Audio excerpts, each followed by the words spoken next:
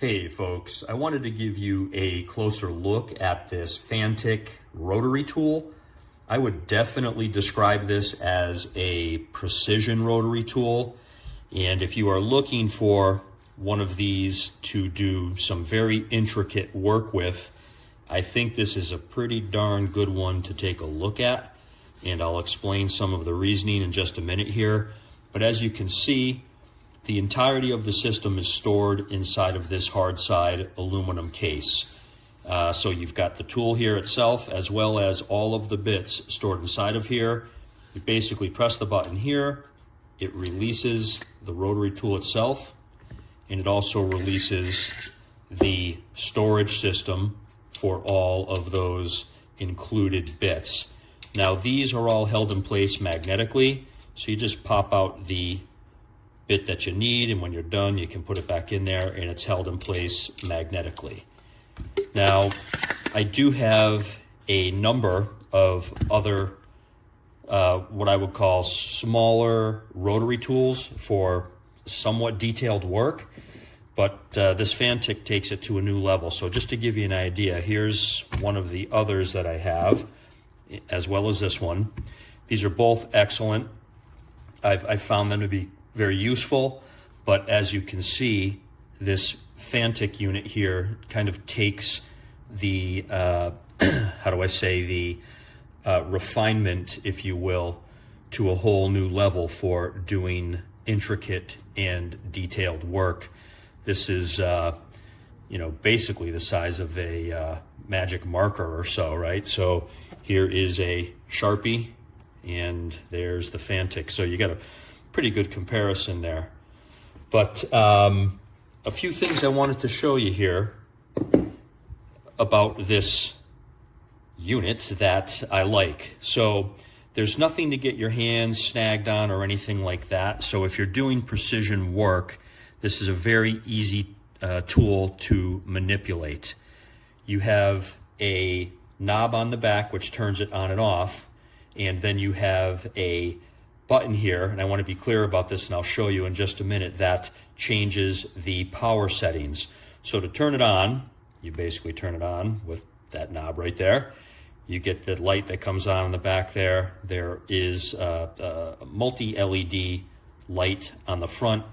Doesn't give you a whole lot of illumination, but it's not too bad for what it is, but don't expect anything earth-shattering with the LED on here.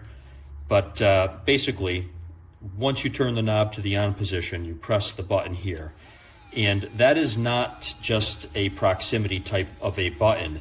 You have to press it firmly. So right now I am on the 3rd speed setting.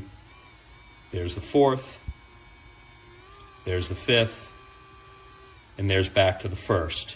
So you cannot, or certainly would not be easy to accidentally depress that button and change the speed. You really have to be purposeful about it when you are pressing that. So if you just rub your hand on there, whatever the case may be, while you're using this thing, you're not going to accidentally change the speed. You have to affirmatively and positively press right there on that button for it to change the speed.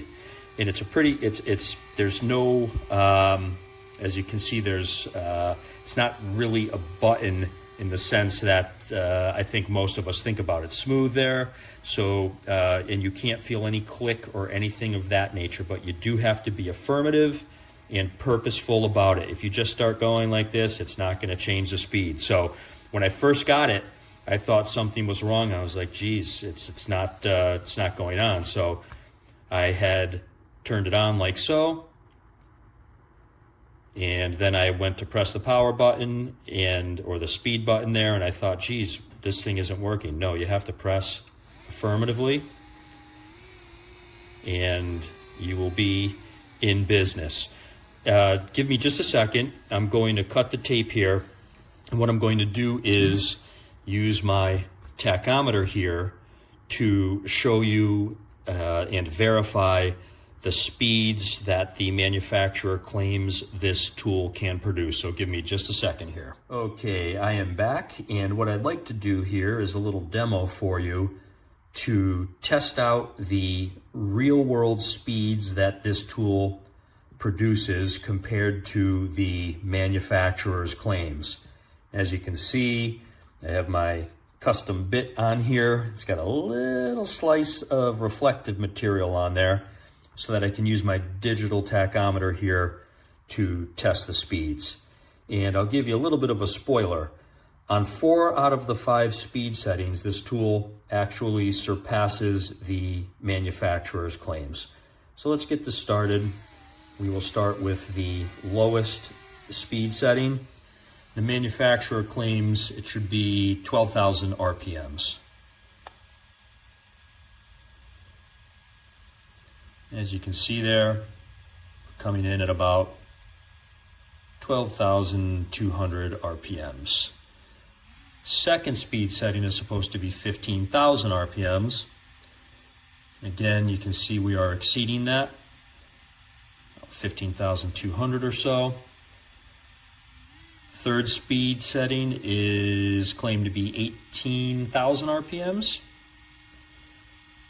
And you can see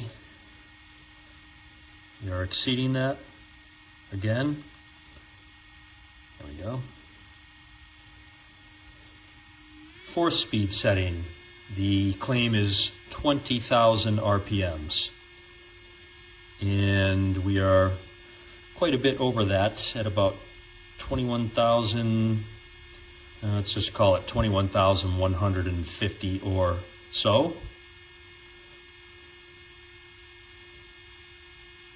There we go. And on the highest speed setting, the claim is 25,000 RPMs. And this is the only speed where it does not meet that claim. So coming in at about 23,200 RPMs, give or take. So for me, not meeting that 25,000 RPM mark is not an issue. This has more than enough speed for any of the detailed work that I am doing. There's a few other things I'd like to point out here for you. First, this is an all aluminum body on this tool. It's not plastic, this is all aluminum. The tool doesn't really vibrate all that much at all, and it's not very loud either, and I think that should come through pretty well on the video here.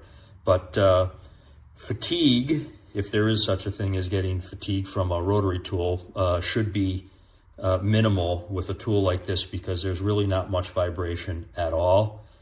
The only thing worth pointing out here as, I don't know if I'd call it a concern, but I'd say it's something to be aware of, is that if you have large hands, it may be a little bit tricky for you to tighten and loosen that collet there.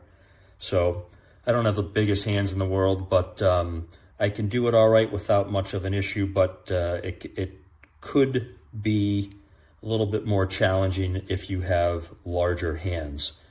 But overall, I really do like this rotary tool. I think it's excellent for precise, intricate, and detailed work. The overall storage system here I think is great. It's easy enough to stow away and keep everything in one location. And USB-C charging, that's as easy as it gets. So at the current price, which is about $56 for this setup, I think this is a 5-star tool. And if you've seen any of my other reviews, I'm pretty picky when it comes to price. So at that $56 price point, I do think this is a 5-star tool. I think the quality is excellent, and I really don't have anything bad to say about this. If the price goes up from that current $56 point, I would likely not rate this as a 5-star product, only because I'm so tough when it comes to prices, but current price point, $56. I think this is easily a 5-star product. I hope that helps, folks. Thank you and take care.